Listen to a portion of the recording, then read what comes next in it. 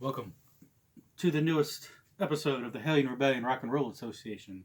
I am your interpreter, Holly Geist. So I've been sharing my record collection with everybody for roughly 3 years now.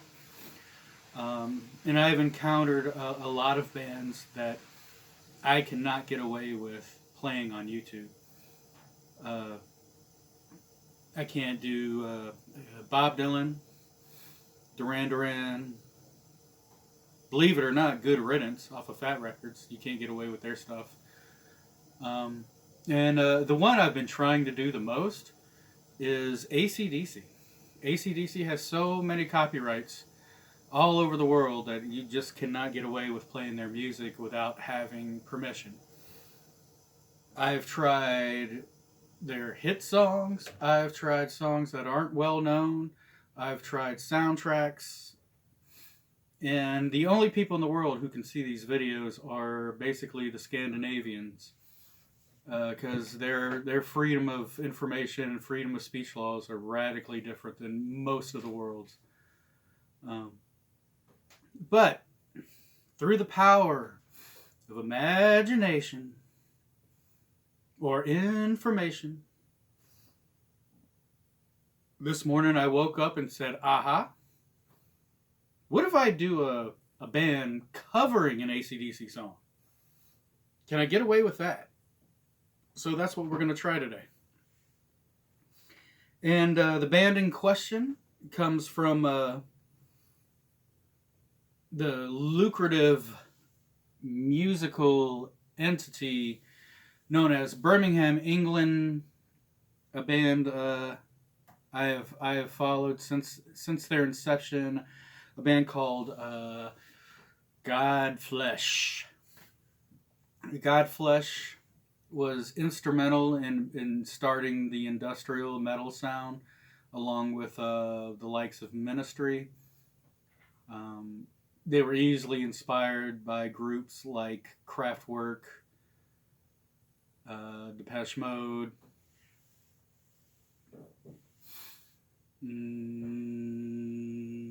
Aphex Twin, Skinny Puppy, all those electronic sort of bands. But they would show up and blend metal with dance music, and as did Ministry, and they would go on to influence artists such as Nine Inch Nails, Marilyn Manson, Rob Zombie.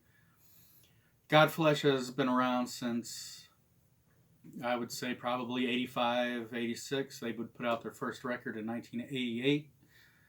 And they would be a force to be reckoned with up until about 2002. The heavy metal people embraced them. The hard rock people embraced them. Even some of the industrial dance type people embraced them. They would break up in 2002. One of the guys would go on to create the band Yesu. You may have heard of that band. And probably around 2011, I keep on wanting to say Godsmack, Godflesh would get back together, and they are still around to this day. And I don't know if you would call them a band so much as basically two guys and a percussion machine or computers or whatever they're doing now. So what I'm going to show you is a tribute record to AC/DC called Remixed to Hell. This came off of Cleopatra Records. Cleopatra was famous for a lot of their alternative and punk rock records of the 80s and 90s. But they also became famous for creating these weird dance remix tribute records. They have them for Black Sabbath, Metallica, Motley Crue, and this one is an AC/DC one.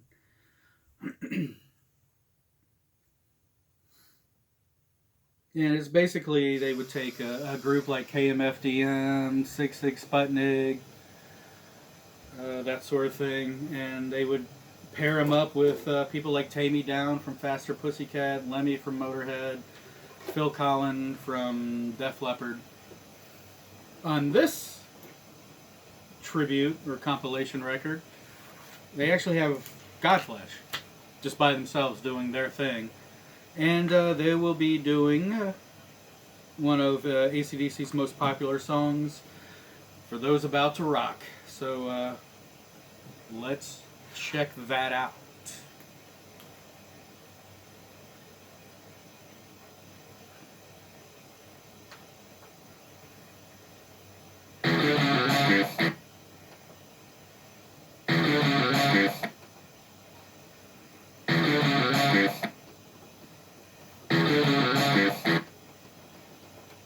Apparently, I can't track backwards on this thing.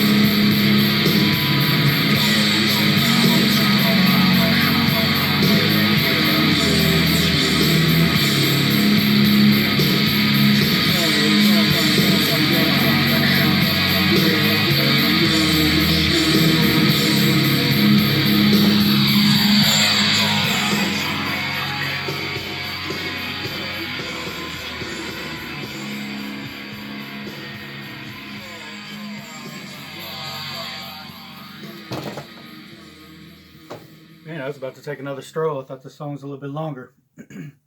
There you go. For Those About to Rock, done by done